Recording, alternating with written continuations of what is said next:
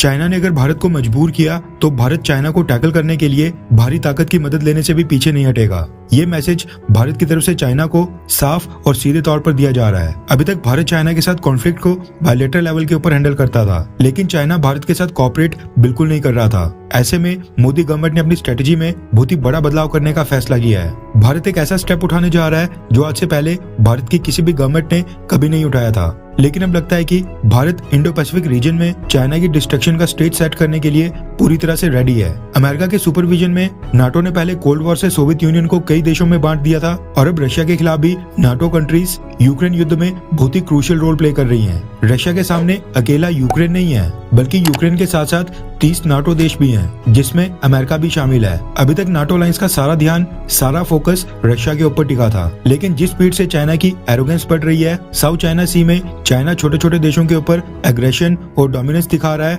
उसकी वजह से नाटो की नजर चाइना के ऊपर भी है। अब चाइना को काउंटर करने के लिए नाटो अलायंस ही आगे आएगी या फिर अमेरिका चाइना को काउंटर करने के लिए इंडो पैसिफिक रीजन के देशों के साथ मिलकर नाटो की तरह एक नई अलायंस बनाएगा, ये तो खैर समय बताएगा। इस समय नाटो चीफ, नाटो के secretary general Jens Stoltenberg South Korea के दौरे पर हैं। इसके बाद वो जापान भी जाएंगे। न सिर्फ नाटो चीफ बल्कि अब नाटो के कई सारे सीनियर लेवल के officials Japan, south Korea, Australia जैसे इंडो पैसिफिक रीजन के देशों में विजिट कर रहे हैं, जिनके चाइना के साथ लगातार कॉन्फ्लिक्ट चल रहे हैं। कॉन्फ्लिक्ट तो चाइना का भारत के साथ भी चल रहा है, इवन कैजुअलिटीज भी होना शुरू हो गई हैं। लेकिन अभी तक भारत नाटो के साथ कभी भी किसी भी प्रकार के डायलॉग में शामिल नहीं हुआ था। भारत कोशिश कर रहा था कि चाइना के साथ सारी चीजें बायलैटरल लेवल के ऊपर सॉल्व हो जाएं, लेकिन सामने से चाइना भारत के खिलाफ डिप्लॉयमेंट लगातार बढ़ा रहा था। बॉर्डर के ऊपर लॉन्ग रेंज के वेपन्स डिप्लॉय कर रहा है, नए हेलीपैड्स और एयरफील्ड बना रहा है, जिससे साफ पता चलता है कि चाइना भारत के साथ बॉर्डर डिस्प्यूट्स को शांति से सॉल्व करने के मूड में बिल्कुल नहीं है। ऐसे में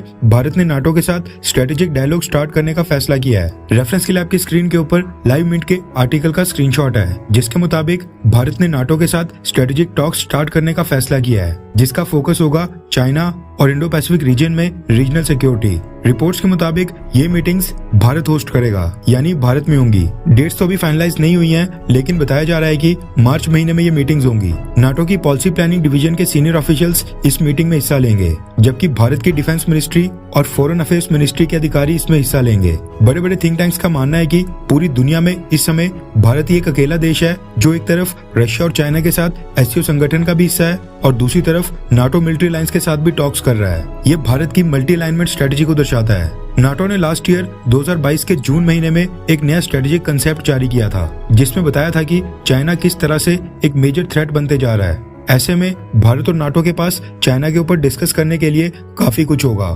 खैर, आपको क्या लगता है कि क्या अगर चाइना के खिलाफ कोई नाटो जैसा संगठन इंडो पैसिफिक रीजन में खड़ा होता है तो भारत को उसको ज्वाइन करना चाहिए, हाँ या फिर ना? नीचे कमेंट करके अपनी राय जरूर बताएं।